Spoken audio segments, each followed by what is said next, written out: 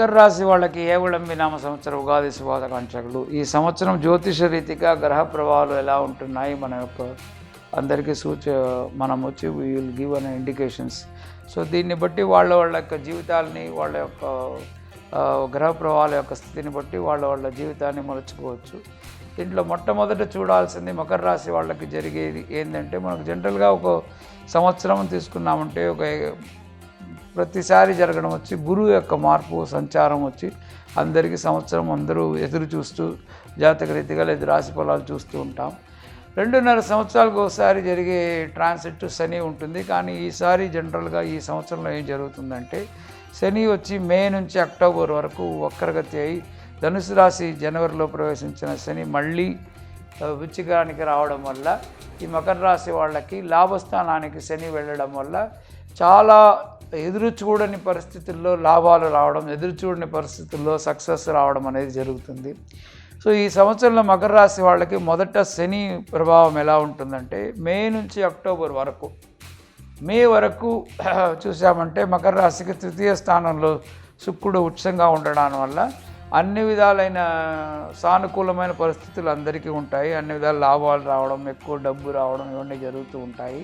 కానీ శని లాభస్థానం వెళ్ళిన ఈ సమయంలో వాళ్ళు అనుకోని రీతిలో నిలబడిపోయిన ప్రాజెక్ట్స్, లేదు ఎదురు చూసిన డబ్బులు రాకుండా ఉండే వాళ్ళకందరికీ, లేదు ఎదురు చూసిన రిజల్ట్స్ రాకుండా ఉండే వాళ్ళకి, వీళ్ళందరికీ మే నుంచి అక్టోబర్ లోపల వాళ్ళ పెండింగ్ మ్యాటర్స్ అన్నీ ఫైనలైజ్ అయ్యి సక్సెస్ కలిగే అన్ని ఆస్కారము ఈ టైంలో ఉన్నాయి.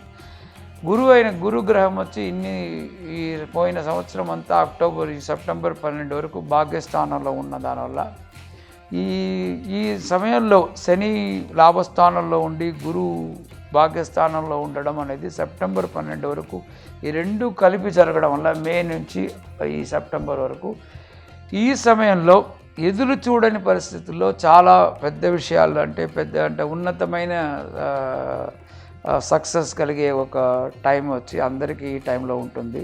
సో ఈ సమయాన్ని ప్రతికూలంగా వాళ్ళు ప్రవర్తించి వాళ్ళకి కావాల్సిన ఆదాయాన్ని పొందడం చాలా శ్రేయస్సుగా ఉంటుంది.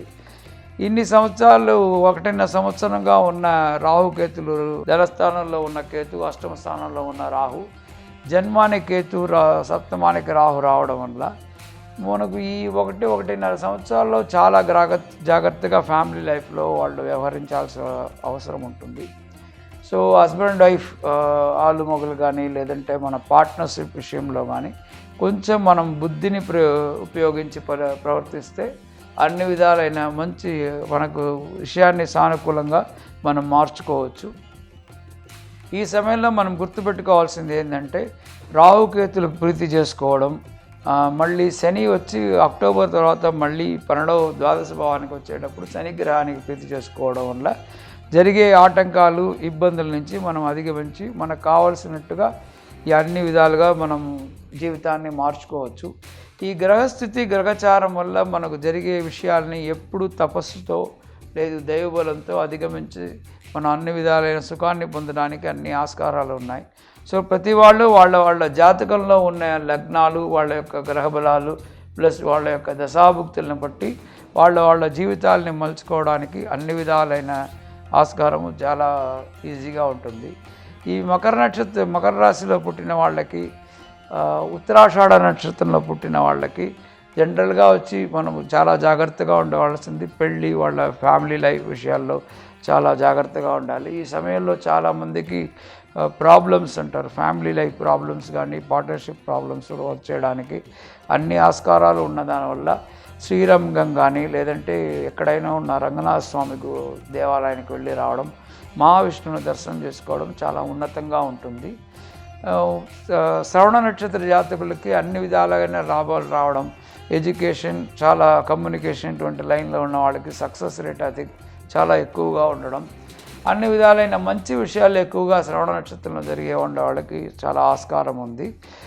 ధనిష్ట నక్షత్రం మహాలక్ష్మి నక్షత్రం కాబట్టి వాళ్లకు డబ్బు సంబంధమైన ఇబ్బందులు ఏమీ లేకపోతే కూడా వాళ్లకు ఫ్యామిలీ సంబంధమైన ఇబ్బందులు కలిగే ఆస్కారం ఎక్కువగా ఉండేవాడు. దానివల్ల వాళ్ళు కూడా వచ్చి మహావిష్ణు దేవాలయానికి లేదు శ్రీరంగానికి వెళ్ళి రావడం చాలా మంచిదిగా ఉంటుంది.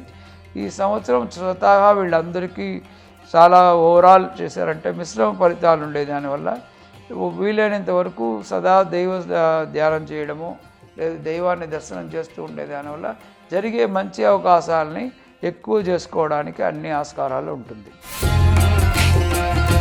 ఈ హేవళమినామ సంవత్సరం ఉగాది శుభాకాంక్షలు అందరికీ. మనం జ్యోతిషపరంగా మనం పక్కా టీవీ తరఫున చేయాల్సిన అందరికీ ఇచ్చే సందేశం ఏంటంటే, చాలామందికి వచ్చి గోచారం చూసే అలవాటు, గ్రహాల మార్పులు, రాశి ఫలాలు చదువుకోవడం, వార ఫలాలు చదువుకోవడం, దిన ఫలాలు చదువుకోవడం, లేకపోతే మాస ఫలాలు తెలుసుకోవడం, లేదు సంవత్సర ఫలితాలు పంచాంగం ద్వారా తెలుసుకోవడం అనే అలవాటు ప్రతి కుటుంబంలోనూ ఉంటుంది. ఇంట్లో చదువుకున్న వాళ్ళకి ఎక్కువ పుస్తకాలు చదివి తెలుసుకోవడం, చదువుకున్న వాళ్ళకి ఎవరి ద్వారా వినకడం ఇటువంటి అలవాటు ఉంటుంది.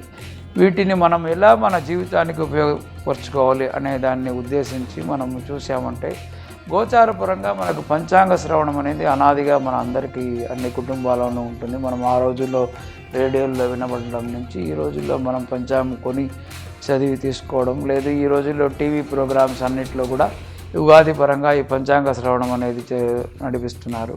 సో మన యొక్క డ్యూటీ ఏంటంటే, మనం ఈ చేసే ప్రోగ్రాంలో వచ్చి జనరల్గా లిమిటెడ్ స్కోప్, మనకు దైవం మతము ఈ విషయాలు వేరు, జ్యోతిషం మాత్రం మనం ఆలోచించామంటే, జ్యోతిషం అనేది ఒక వేదాంగం. జ్యోతిషం కూడా ఒక మనిషి ఒక మోక్షాశక్తికి తీసుకెళ్లే ఒక జ్ఞానం జ్యోతిషం ద్వారా అందరికీ లభిస్తుంది. సో ఈ విషయంలో మనం ఈ గోచారం తీసుకున్నామంటే, ఈ గోచారం వల్ల మనము 20 నుంచి 30% వరకు ఒక రాశి జన్మ నక్షత్రాన్ని బట్టి అతనికి ఎలా ఉంటుంది తెలుసుకోగలుగుతాం. కానీ ప్రతి మనిషి వాళ్ళ యొక్క జాతకంలో ఉన్న పుట్టిన లగ్నం, వాళ్ళ యొక్క దశాభుక్తుల్ని బట్టే వాళ్ళ జీవితాలు జరుగుతూ ఉంటుంది. సో ఈ సమయంలో గోచారంలో చాలా మంచి సమయం ఉన్నా, జాతకంలో చాలా ఒక బ్యాడ్ ఫేస్, ఒక వేరే విధమైన సమయం జరుగుతూ ఉంటే అది న్యూట్రల్గా బ్యాలెన్స్ అవుతూ ఉంటుంది. సో రెండిటిలో చెడ్డ జరిగేటప్పుడు, రెండిటిలో మంచి జరిగేటప్పుడు రెండు ఎక్కువగా జరిగే అవకాశాలు ఉన్నాయి. ఈ జ్యోతిష విషయాలను మనం పరిపూర్ణంగా తెలుసుకోవాలంటే వాళ్ళ యొక్క జాతకంలో ఉన్న పరిస్థితులు, గ్రహ ప్రభావాలు, దశాభుక్తుల్ని సమగ్రంగా కూలంకషంగా సమన్వయించుకోవాలంటే వాళ్ళు స్పెసిఫిక్గా వాళ్ళు అడిగి తెలుసుకోవచ్చు. మనకు ఈ గోచారం అనేది జస్ట్ ఒక ఫీల్, మీకు ఒక ఇండికేషన్ వచ్చే లెవెల్లోనే ఉంటుంది. ప్రతి నక్షత్రం యొక్క క్యారెక్టర్ వేరుగా ఉంటుంది. మనం దానికి ఫ్యూచర్ ప్రోగ్రామ్స్లో వాటి గురించి ఒక్కొక్క నక్షత్రానికి వాళ్ళ యొక్క క్యారెక్టరిస్టిక్స్ ఏంటి, వాళ్ళు ఎలా ఉంటారనేది మొత్తం తెలుసుకుంటే కూడా జాతకాన్ని ఆధారపడి అన్నీ జరుగుతుంది. సో ఈ సంవత్సరం వాళ్ళ జాతకాలకి మనం రాశి ఫలాలకి మనం ఇచ్చే సూచనలు వచ్చి ఇంకా వాళ్ళు కొంచెం డీప్గా తెలుసుకుంటే మనం ఇచ్చే కాంటాక్ట్ నెంబర్ ఇచ్చి కూడా తెలుసుకోవచ్చు. లేదు వాళ్ళు జాతకాన్ని ఎవరైనా మంచి ఒక జ్యోతిష్కుడి దగ్గర ఇచ్చి తెలుసుకున్నారంటే వాళ్ళకి అన్ని విధాలుగా లాభం పొందే ఆస్కారం ఉంది. ఈ ప్రోగ్రాం మీకు నచ్చినట్ల మీరు ఈ ప్రోగ్రాం లైక్ చేయండి, ప్రతి వాళ్ళతోనూ షేర్ చేయండి, వీలైనంత వరకు మీ కమెంట్ని కూడా ఇవ్వచ్చు ఈ ప్రోగ్రాంకి. ఇది కాకుండా డెఫినెట్గా అందరూ పక్కా టీవీని మీరు సబ్స్క్రైబ్ చేయండి.